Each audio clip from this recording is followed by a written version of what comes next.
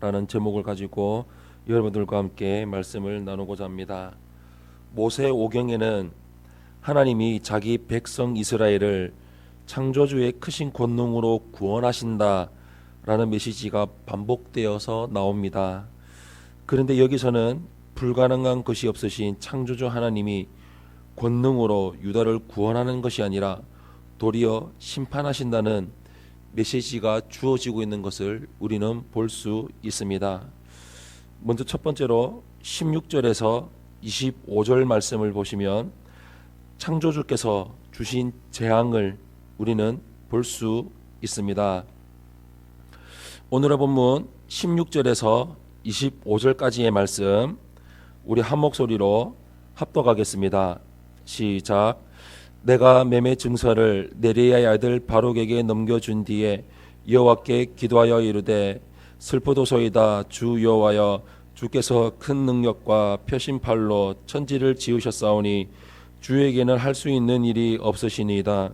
주는 은혜를 천만인에게 베푸시며 아버지의 죄악을 그 후손의 품에 갚으시오니 크고 능력 있으신 하나님이시요 이름은 만군의 여호와시니이다. 주는 청력에 크시며 하시는 일에 능하시며 인류의 모든 길을 주목하시며 그의 길과 그의 행위의 열매대로 보응하시나이다. 주께서 애굽 땅과 표적과 기사를 행하셨고 오늘까지도 이스라엘과 인류 가운데 그와 같이 행하사 주의 이름을 오늘과 같이 되게 하셨나이다. 주께서 표적과 기사와 강한 손과 표심팔과 큰 두려움으로 주의 백성 이스라엘을 애굽 땅에서 인도하여 내시고 그들에게 주시기로 그 조상들에게 맹세하신 바 젖과 꿀이 흐르는 땅을 그들에게 주셨으므로 그들이 들어가서 이를 차지하였거늘 주의 목소리를 순종하지 아니하며 주의 율법에서 행하지 아니하며 무릇 주께서 행하라 명령하신 일을 행하지 아니하였으므로 주께서 이 모든 재앙을 그들에게 내리셨나이다. 보옵소서, 이 성을 빼앗으려고 만든 참호가 이 성에 이르렀고 칼과 기근과 전염병으로 말미암아 이 성이 이를 치는 갈대인의 손에 넘긴 바 되었으니 주의 말씀대로 되었음을 주께서 보시나이다. 주 여호와여, 주께서 내게 은으로 밭을 사며 증인을 세우라 하셨으나 이 성은 갈대인의 손에 넘기신 바 되었나이다. 아멘. 곧 망할 성을, 그 성의 땅을 구입하는 것이 얼마나 어리석인지 누가 보아도 알 수 있지만 예레미야는 하나님의 명령에 순종했습니다. 이 과정에서 그의 마음에 슬픔이 가득했으리라고 쉽게 짐작할 수가 있습니다. 그는 창조주 하나님의 권능을 노래함으로써 슬픔을 극복하려고 합니다.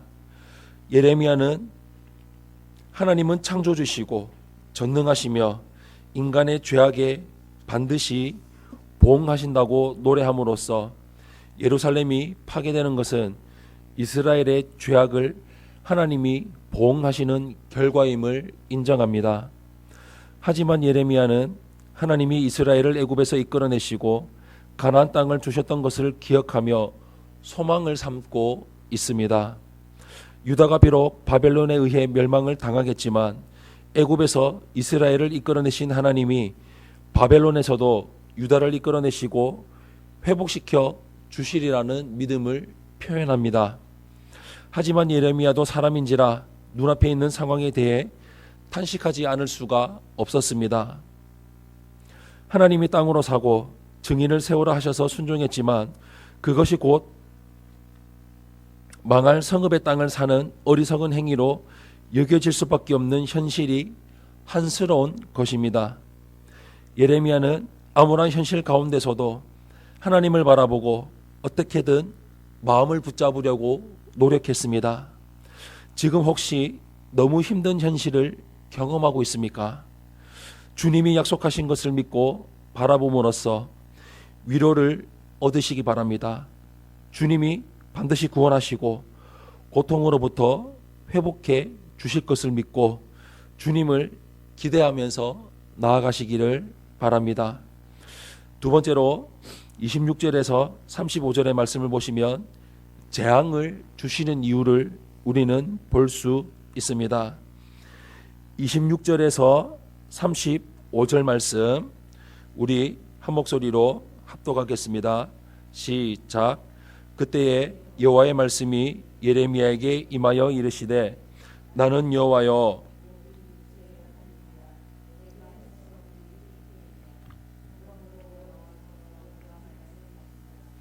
보라 내가 이 성을 갈대아인의 손과 바벨론의 느부갓살 왕의 손에 넘길 것인즉 그가 차지할 것이라. 이 성을 치는 갈대아인이 와서 이 성읍에 불을 놓아 성과 집 곧 그 지붕에서 바알에게 분향하며 다른 신들에게 전제를 드려 나를 경노하게 한 집들을 사르리니 이는 이스라엘 자손과 유다 자손이 예로부터 내 눈앞에 악을 행하였을 뿐이라. 이스라엘 자손은 그의 손으로 만든 것을 가지고 나를 경노하게 한 것뿐이니라. 여호와의 말씀이니라.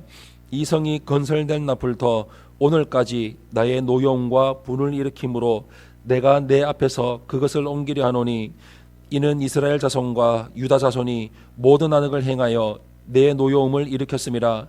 그들과 그들의 왕들과 그의 고관들과 그의 제사장들과 그의 선지자들과 유다 사람들과 예루살렘 주민들이 다 그러하였느니라.